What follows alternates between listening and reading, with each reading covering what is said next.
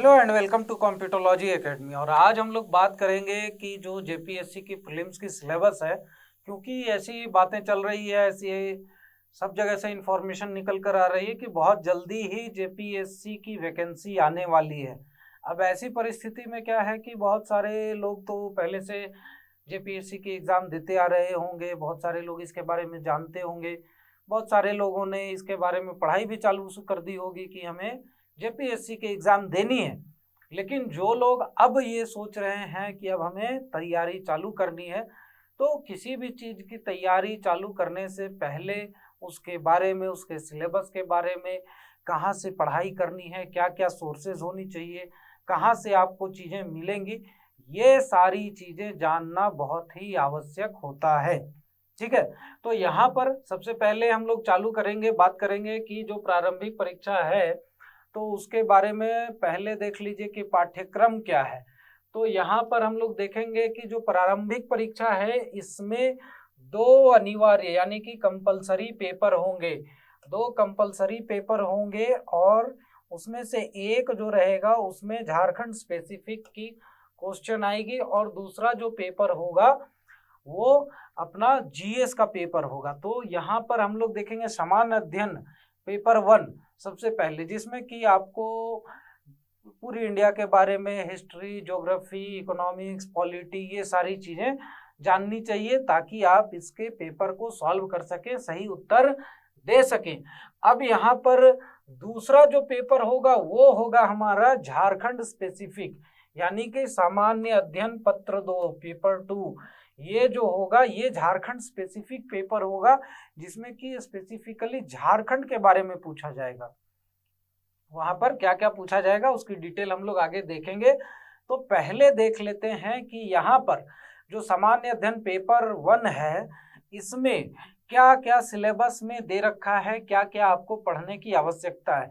तो सबसे पहले तो यहाँ पर क्या होगा कि 100 क्वेश्चन होंगे, टोटल मार्क्स जो होगा आपका वो 200 नंबर का होगा, यानी कि हर क्वेश्चन 2 नंबर का होगा। और दूसरी महत्वपूर्ण बात इस चीज में ये है इस पेपर में कि इसमें कोई भी नेगेटिव मार्किंग नहीं है। जैसा कि पिछली बीपीएससी से हमने देखा है कि बीपीएससी में अब नेगेटिव मार्किंग शुरू हो गई है, लेकिन झारखंड में ये चीज अभी तक लागू नहीं हुई है। अब आगे देखना क्या है कि ये लागू होता है या नहीं होता है। इस बार ये लोग क्या करते हैं, क्या नियमावली में कुछ बदलाव होंगे या नहीं होंगे। लेकिन फिलहाल अभी तक की जो जानकारी है उसके हिसाब से तो यहाँ पर नेगेटिव मार्किंग है नहीं और पेपर 200 नंबर का ही होगा। ठीक है, तो ये चीजें आप लोगों को ध्यान में रखने की जरूरत है। और जो समय मिलेगा इस पेपर को सॉल्व करने का वो मिलेगा 2 घंटे का। अब यहाँ पर बात करते हैं कि पेपर में सिलेबस में दे रखा क्या क्या है। तो सबसे पहले यहाँ पर है भारत का इतिहास, और भारत के इतिहास से यहाँ पर आपको प्राचीन भारत से 5 क्वेश्चन आएंगे और पूरा भारत का इतिहास अगर देखें तो 15 क्वेश्चन रहेंगे, यानी कि टोटल 30 नंबर 200 में से तो आपके इतिहास के पार्ट से ही आ जाएगा।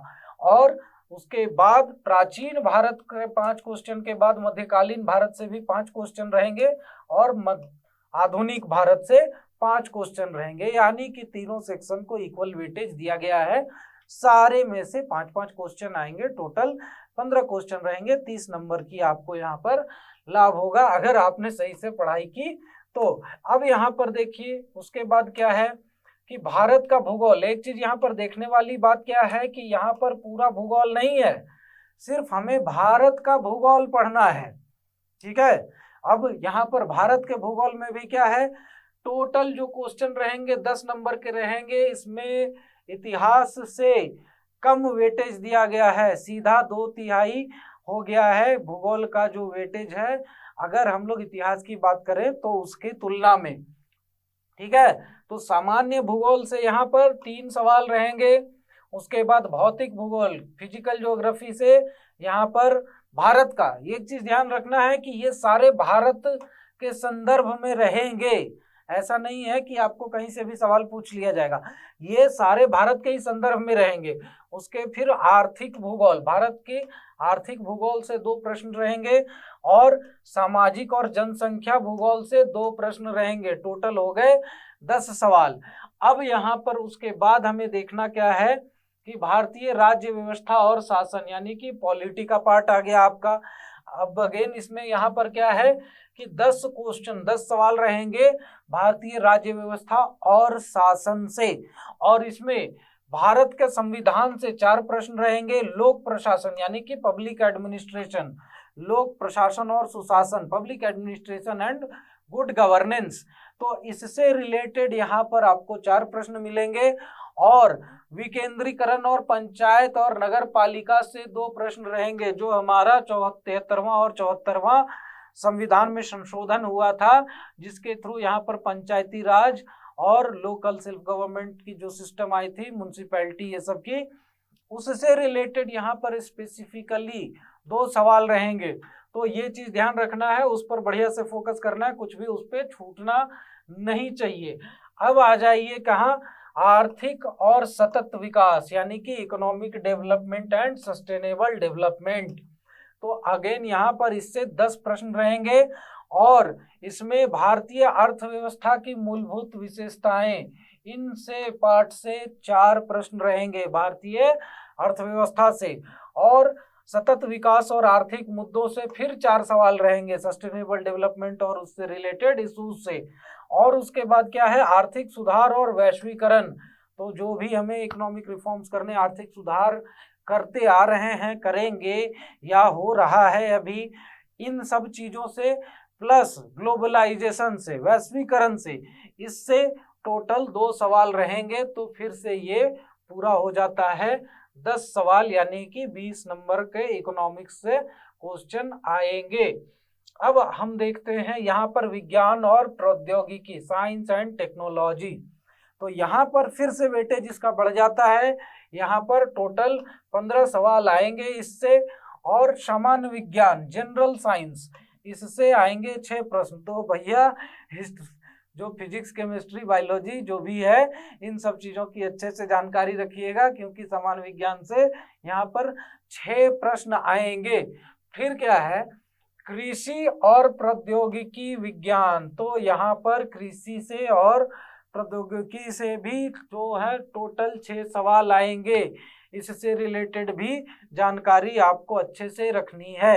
फिर क्या है, सूचना और संचार प्रौद्योगिकी, इंफॉर्मेशन एंड कम्युनिकेशन टेक्नोलॉजी, तो जो भी मोबाइल वगैरह यूज करते हैं ना, सिर्फ उसको यूज नहीं करना है, उसके बारे में जानकारी भी रखनी है।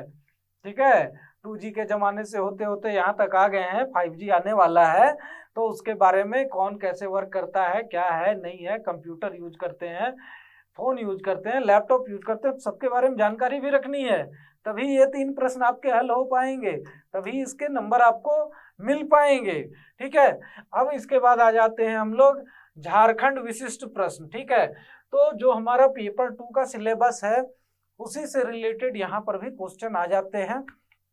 तो जनरली है क्या कि अगर प्रीलिम्स की तैयारी अच्छे से करनी है, तो झारखंड विशिष्ट जो हमारा पार्ट है सिलेबस में, पेपर 2 का जीएस का जो प्रीलिम्स का है, उसके बारे में अच्छे से अगर आपने पढ़ाई कर ली, उसकी पढ़ाई कर ली है, तो ये सवाल यहाँ पर खुद ब खुद आप करने के लिए सक्षम हो जाएंगे, और इससे 10 प्रश्न आएंगे। तो ये मानकर चलिए कि अगर आप पेपर 2 की अच्छे से तैयारी करते हैं, तो 100 नहीं, यहाँ पर ये 110 सवाल तो यहीं पर हो गए, और भी ले दे के सवाल आते हैं, तो टोटल 120 सवाल वहीं से हो जाते हैं, 20 पेपर 1 के और 100 आपके उधर के। तो उसके बारे में अच्छे से जानकारी रखनी है। प्लस क्या है कि राष्ट्रीय और अंतर्राष्ट्रीय वर्तमान घटनाएं, ये आपका समसामयिकी हो गया। ठीक है, इससे यहाँ पर 15 सवाल रहेंगे, जो कि नेशनल और इंटरनेशनल लेवल के रहेंगे। तो इसके बारे में बहुत सारे लोग सोचते रहते हैं कि कहाँ से पढ़ें, क्या करें, कौन सा मैगजीन सही है नहीं है। तो किसी भी अच्छे इंस्टीट्यूशन का, किसी भी अच्छे कोचिंग का, किसी भी अच्छे पब्लिकेशन का आप करंट अफेयर्स का मैगजीन उठाकर पढ़ सकते हैं। जो हमारी कंप्यूटरोलॉजी आईएएस एकेडमी की जो मैगजीन आती है, करंट अफेयर्स की मंथली आती है, ये हमारे वेबसाइट पर और ऐप पर फ्री में उपलब्ध भी है। नीचे डिस्क्रिप्शन में आपको ऐप का और वेबसाइट का दोनों का लिंक मिल जाएगा। आप वहां पर जाकर फ्री रिसोर्सेज में टैब में वहां पर सर्च कर सकते हैं। करंट अफेयर्स हिंदी में भी मिलेगी, करंट अफेयर्स इंग्लिश में भी मिलेगी। जो आपको सुविधाजनक लगे आप उसे उठाकर वहां से डाउनलोड करके पढ़ सकते हैं। और उससे रिलेटेड हम लोग बहुत जल्दी टेस्ट सीरीज भी चालू करने वाले हैं, तो वो टेस्ट सीरीज भी आप लोगों को उपलब्ध हो जाएगी। तो उसके बारे में भी आप वहां पर जाकर कोर्स परचेज कर सकते हैं। ठीक है, अब यहाँ पर क्या है कि विविध प्रकृति के सामान्य प्रश्न, ठीक है, विविध प्रकृति के सामान्य प्रश्न, विषय विशेषज्ञता इसकी आवश्यकता इसमें नहीं है, यानी कि ये कॉमन सेंस वाले सवाल रहेंगे। लेकिन मुद्दा यही है कि common sense is not so common. ठीक है, तो ये देखना यहाँ पर है कि कितनी कॉमन सेंस आप में है। अगर कॉमन सेंस अच्छी है तो ये 15 सवाल के 30 नंबर आपको ऐसे ही मिल जाएंगे। लेकिन यहाँ पर कॉमन सेंस लगाने के लिए भी कुछ टॉपिक दे रखा है इन लोगों ने कि कॉमन सेंस लगाना किस मुद्दे पे है। ठीक है, तो यहाँ पर मानवाधिकार, ह्यूमन राइट से रिलेटेड आपको कॉमन सेंस लगाने हैं।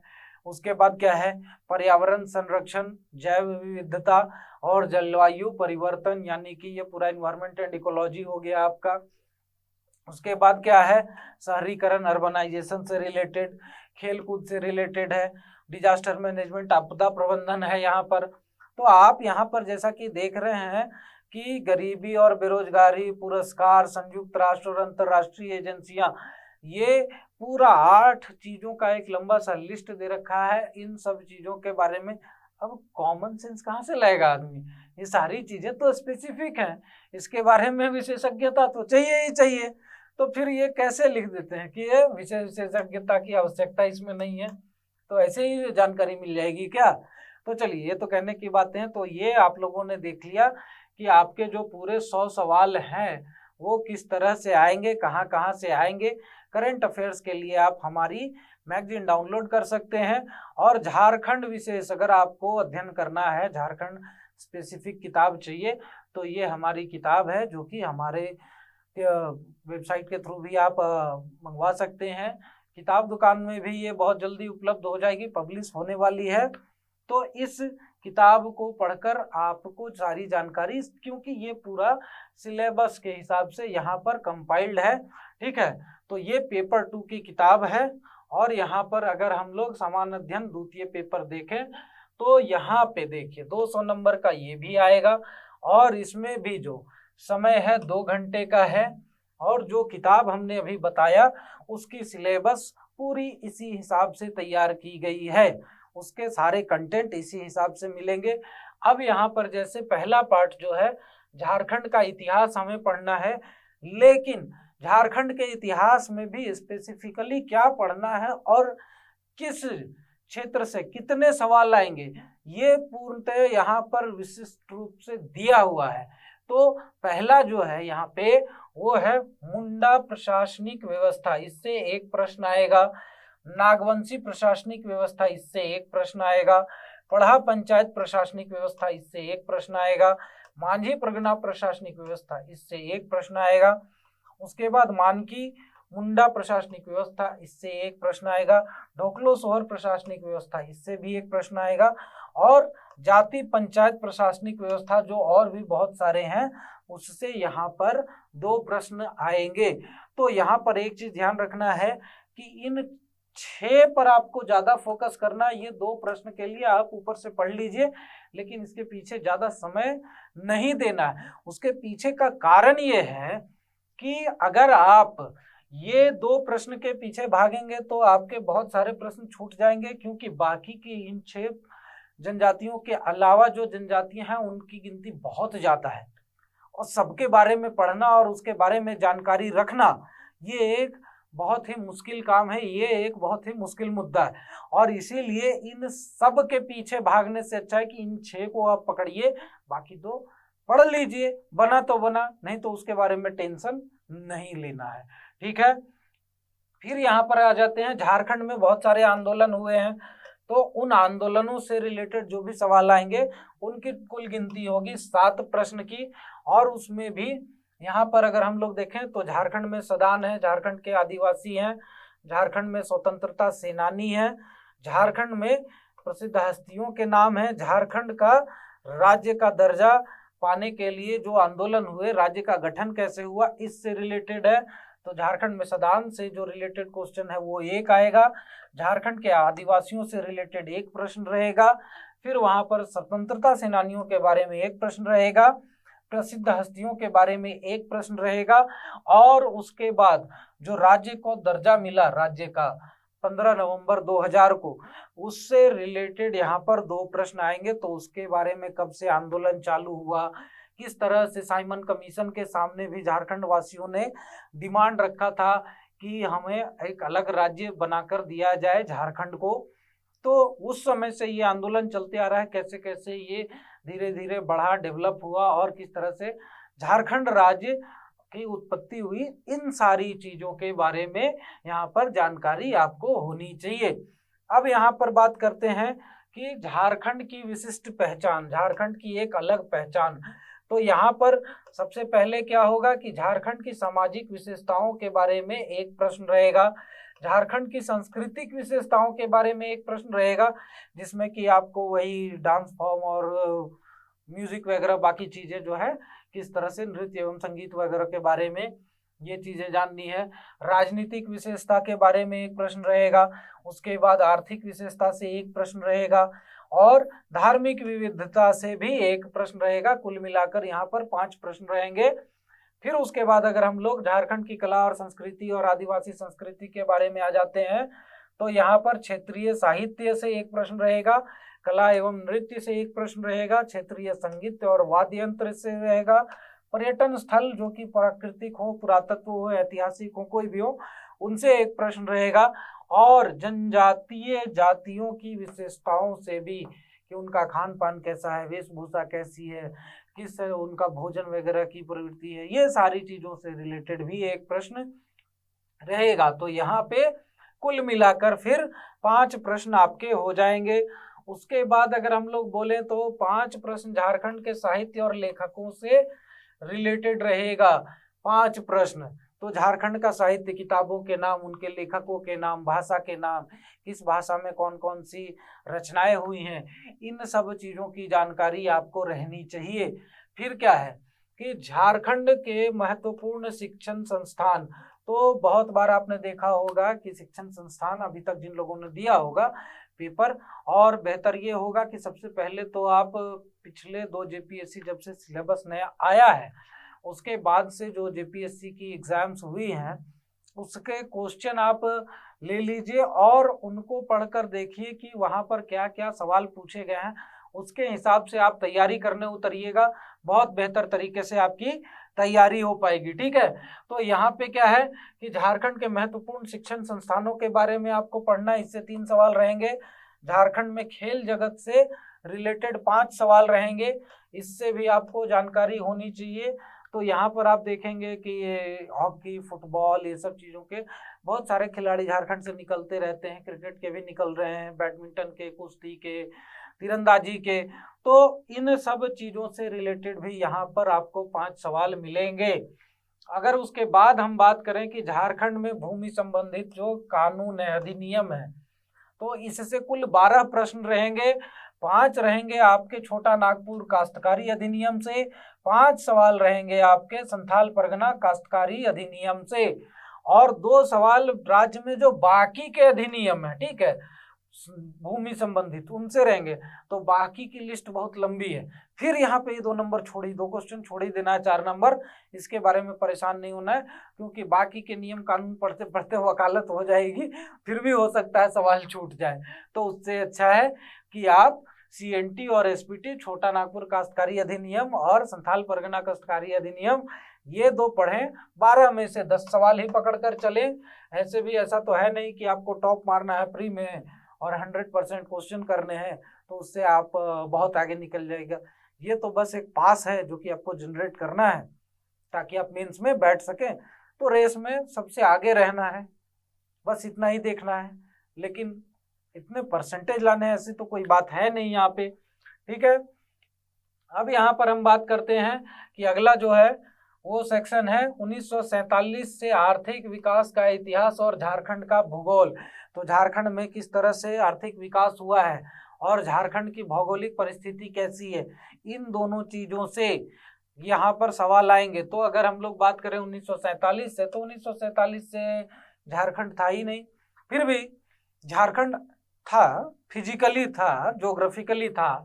ऐसा नहीं है कि वो पॉलिटिकली वहां पर राजनीतिक रूप से एग्जिस्ट करता था। राजनीतिक रूप से झारखंड जो है वो अस्तित्व में आया है 15 नवंबर 2000 से। तो यहाँ पर जब इसकी आर्थिक विकास की हम लोग बात करते हैं तो इसका भी इतिहास हम लोग दो भाग में पढ़ते हैं। पहले 1947 से लेकर 15 नवंबर 2000 तक, और उसके बाद फिर 15 नवंबर 2000 से लेकर अब तक। तो ये हो गया तो आर्थिक विकास का मुद्दा। और उसके बाद यहाँ पर भौगोलिक मुद्दा, ठीक है, झारखंड में भौगोलिक परिस्थिति कैसी है, नदियाँ, पहाड़, पत्थर, मिनरल रिसोर्सेज, जंगल, यहाँ के पॉपुलेशन कैसी है, कितनी आबादी है, किस किस जाति की आबादी कितनी है, जनजाति की आबादी कितनी है, किस किस क्षेत्र में, ये सारी चीजें पढ़नी है। और इससे यहाँ पर 10 सवाल आएंगे और ये सवाल काफी अच्छे होते हैं, काफी आसान होते हैं। अगर आपने ढंग से पढ़ाई की है, कॉन्सेप्चुअल क्लियरिटी आपकी ठीक है, तो आप इन सवालों को काफी आसानी से हल कर सकते हैं। अगर उसके बाद बात करें झारखंड की औद्योगिक नीति, विस्थापन एवं पुनर्स्थापना एवं अन्य नीतियां, तो यहाँ पर मेनली बात हो रही है प्लान्स एंड पॉलिसीज की, नीतियों की, कि झारखंड में औद्योगिक नीति जो 2001 से आने चालू हुई है, तो अब तक किस तरह से नीतियां बदलती आई हैं, उससे हमें कितना लाभ हुआ, कितनी यहाँ पर औद्योगिक क्रांति आई, औद्योगिक विकास हुआ, इन सब चीजों के बारे में पढ़ना होगा। फिर जैसे ही औद्योगिक नीति आएगी, उद्योग बढ़ेगा, तो उसके लिए जमीन चाहिए, तो होगा क्या, विस्थापन। तो विस्थापन के लिए भी एक नीति चाहिए कि भाई जो लोग यहाँ से हटाए जा रहे हैं तो वो रिलोकेट होकर जाएंगे कहाँ, उनके लिए भी तो कुछ जगह चाहिए। तो उसके लिए विस्थापन एवं पुनर्स्थापना की एक अलग नीति चाहिए। तो इन सब चीजों से रिलेटेड यहाँ पर 6 सवाल रहेंगे और ये भी इजी सवाल होते हैं, उतने ज्यादा टफ नहीं होते हैं। अगली है झारखंड के महत्वपूर्ण उद्योग, उनकी स्थिति और औद्योगिक विकास। तो कहाँ कहाँ पर उद्योग लगे हुए हैं, किस किस चीज के उद्योग है, किस किस चीज के उद्योग किस किस क्षेत्र में और किस किस तरह से नए उद्योग लगाए जा रहे हैं, इन सब चीजों के बारे में पढ़ाई करनी है और ये भी काफी आसानी से कंप्लीट किया जा सकता है, ठीक है। उसके बाद यहाँ पर है झारखंड की महत्वपूर्ण योजनाएं एवं उप योजनाएं। तो झारखंड में जो भी योजनाएं चल रही हैं, ठीक है, इससे रिलेटेड यहाँ पर 5 सवाल आएंगे। तो जैसे अभी पेट्रोल पे भी सब्सिडी मिलता है ना, तो उससे भी सवाल आ सकते हैं, ये चीजें ध्यान में रखनी है, हम मजाक अलग से। और उसके बाद अगर हम लोग ये बात करें तो यहाँ पर मेनली क्या होगा कि झारखंड में जो भी गरीबी को मिटाने के लिए जो योजनाएं चल रही हैं, स्वास्थ्य से रिलेटेड, शिक्षा से रिलेटेड, या फिर अगर हम लोग बात करें कि और भी जो डेवलपमेंट है, अलग अलग आवासीय योजना और ये सब चीजें, इन सब चीजों से संबंधित सवाल भी यहाँ पर आएंगे और वो 5 सवाल होंगे।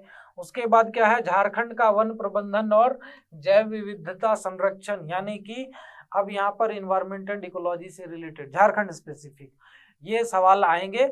और इसमें भी यहाँ पर ये ध्यान देना है कि झारखंड में कौन कौन से जो प्रजाति के वृक्ष हैं झारखंड में पाए जाते हैं, किस किस क्षेत्र में ज्यादा वन है, किस किस डिस्ट्रिक्ट में है, ये सारी चीजें भी हमें ध्यान में रखनी है। उसका भी डेटा आपको अपडेटेड पढ़ना होगा और ये हमारी किताब में, जो अभी मैंने किताब दिखाई, उसमें मिल जाएगा। और अगर आपको इसकी विस्तृत मतलब की कोर्स करनी है, इसकी पढ़ाई करनी है, ऑनलाइन ऑफलाइन दोनों तरीके से हमारे पास उपलब्ध है। ऑफलाइन के लिए आपको हमारे सेंटर पे आना पड़ेगा, ऑनलाइन के लिए आप हमारे ऐप या वेबसाइट पर जाकर भी कोर्स परचेज कर सकते हैं, लिंक नीचे मिल जाएगा। और उसके बाद यहाँ पर देखिए, झारखंड में पर्यावरण संबंधित तथ्य, जलवायु परिवर्तन और उसके अपशमन और अनुकूलन। तो जलवायु परिवर्तन जो है अभी एक बहुत बड़ा मुद्दा बन चुका है। अगर इसी वर्ष की हम लोग बात करें तो झारखंड में कितनी भीषण गर्मी पड़ी है, ये सब लोगों ने अनुभव किया। और उसके पीछे एक बहुत बड़ा कारण क्या था, वो था जलवायु परिवर्तन। जलवायु परिवर्तन के कारण ही इतनी भीषण गर्मी पड़ी कि मतलब बर्दाश्त से बाहर हो गया लोगों को। लास्ट में आखिरी मोमेंट में जो है झारखंड में एसी की बिक्री बढ़ गई है, ठीक है। आखिरी के 10-15 दिन के अंदर ही लोग मतलब लग रहा है कि अब 2 घंटे भी नहीं बर्दाश्त कर सकते इस गर्मी को। एसी खरीद के लाओ, कूलर खरीद के लाओ, कुछ तो व्यवस्था करो। जो भी सक्षम थे उन्होंने खरीदा, जो सक्षम नहीं थे वो भाई वही आम के पेड़ के नीचे खटिया लगा के बैठे हुए हैं। तो ये चीजें हुई। तो इसके रिलेटेड भी यहाँ पर क्वेश्चन आएगा कि जलवायु परिवर्तन अगर झारखंड में देखा जाए तो उसके क्या दुष्प्रभाव पड़ रहे हैं, उससे कैसे बचा जा सकता है, उसे कैसे कम किया जा सकता है, किस तरह से यहाँ पर जो उद्योग लग रहे हैं या यहाँ पर जो खनन हो रहा है उसके कारण जलवायु में परिवर्तन हो रहा है। तो उसके अपशमन के भी उपाय यहाँ पर पढ़ने होंगे और अनुकूलन के भी। और इससे रिलेटेड यहाँ पर 7 सवाल आएंगे, वेटेज ज्यादा है क्योंकि मुद्दा भी बहुत महत्वपूर्ण है, ठीक है। उसके बाद झारखंड में आपदा प्रबंधन। तो आपदा प्रबंधन 2004 के बाद से भारत में बहुत ही महत्वपूर्ण हो गया है। जब उड़ीसा में बाढ़ आई थी साइक्लोन के कारण, उसके बाद से यहाँ पर आपदा प्रबंधन पर बहुत ज्यादा ध्यान भी दिया जा रहा है, ठीक है। तो ये यहाँ पर जो सुनामी के कारण जो भी तबाही वगैरह हुई थी उसके बाद से यहाँ पर देखा जा रहा है कि आपदा प्रबंधन को एक तरजीह दी जा रही है, ठीक है। तो उससे रिलेटेड झारखंड में क्या क्या नीतियां आई हैं, किस तरह से यहाँ पर इन सब चीज़ों पर ध्यान दिया जा रहा है, किस तरह से यहाँ पर उसके लिए मैन पावर जो आदमी हैं उनको तैयार किया जा रहा है, क्या क्या साजो सामान इकट्ठा किया जा रहा है, किस तरह से अनाज वगैरह की या स्वास्थ्य व्यवस्था की, इन सब चीज़ों की व्यवस्था ऐसी परिस्थिति में करनी चाहिए, उसके बारे में पढ़ना। और इससे रिलेटेड भी यहाँ पर आपको 5 सवाल मिल जाएंगे जो कि बहुत ही आसान होते हैं, ठीक है। उसके बाद है झारखंड के समसामयिक मुद्दे, झारखंड का करेंट अफेयर्स, इससे 7 प्रश्न आपको मिल जाएंगे। और झारखंड के समसामयिकी के लिए हम लोगों ने फ्री में टेस्ट अपने वेबसाइट पर और अपने ऐप पर चालू कर रखा है। तो आप में से जो भी इच्छुक व्यक्ति हो जो कि ये चाहते हो कि हम यहाँ पर सवाल प्रैक्टिस करें और झारखंड के समसामयिकी के बारे में जानकारी रखें, वो हमारे वेबसाइट या ऐप पर जाकर वहाँ पर रजिस्टर करके फ्री में इसका इस्तेमाल कर सकते हैं। उसकी डिस्क्रिप्शन वीडियो भी मिल जाएगी, सारी जानकारी भी मिल जाएगी, तो उसका भी लाभ उठाइए, ठीक है। और अगर यहाँ पर मैं बात करूँ कि जो हमारी किताबें उपलब्ध हैं, तो टोटल जेपीएससी की पूरी कोर्स की किताब यहाँ पर 9 वॉल्यूम में 9 किताबों में उपलब्ध है। जैसा कि आप लोग देख रहे हैं, इतिहास के लिए अलग किताब है, भूगोल के लिए अलग है, राज्य व्यवस्था के लिए अलग है। उसके बाद यहाँ पर हम लोग बात करेंगे तो अर्थशास्त्र के लिए अलग है, लोक प्रशासन के लिए भी अलग से एक पूरी किताब है। उसके बाद आर्थिक सुधार और सतत विकास के लिए भी मिल जाएगी। फिर यहाँ पर कृषि और पर्यावरण परिस्थितिक से भी मिल जाएगी रिलेटेड आपको किताब, और विज्ञान और प्रौद्योगिकी की भी किताब उपलब्ध है। तो जो भी जीएस में सिलेबस है उसकी कंप्लीट कवरेज यहाँ पर की गई है, कंप्लीट पूरी किताबें मिल जाएगी आपको। और इसके अलावा बहुत सारी किताबें हैं जो कि आप पढ़ सकते हैं। एनसीईआरटी की किताबें हैं, एम लक्ष्मीकांत है, स्पेक्ट्रम है, तो अलग अलग किताबें हैं। लेकिन क्या है कि आपको उसमें से सिलेक्टेड पढ़ना है, और इन किताबों में यही काम किया गया है कि आपको जो पढ़ना है झारखंड के सिलेबस के हिसाब से वही चीज़ें यहाँ पर डाली गई हैं, बाकी की चीज़ें यहाँ पर नहीं है। तो एक तरह से आपको आपकी समय बचत के लिए ये महत्वपूर्ण हो जाएगा कि आपको जो चाहिए वही आपको पढ़ना है, बाकी चीज़ें इससे हटा दी गई हैं। तो स्पेसिफिकली आपको एक डायरेक्शन मिल जाएगा कि बस इतना ही मुझे काम करना है, इतना ही पढ़ना है, और इसमें से कुछ नहीं छूटे, इस चीज़ पर बस ध्यान देना है, ठीक है। तो आप लोग अगर चाहें तो ये बुक किताबें जो है बहुत जल्दी हमारे वेबसाइट पर भी ऑर्डर के लिए पोस्टल कोर्स के फॉर्म में उपलब्ध हो जाएंगे। जिनको भी चाहिए होगा वहां से ऑर्डर कर सकते हैं। तो यहाँ पर मैं अपनी डिस्कशन को विराम देता हूँ। Thank you very much and have a nice day. और डोंट फॉरगेट हमारे चैनल को सब्सक्राइब करके हमें सपोर्ट करें। Thank you very much and have a nice day.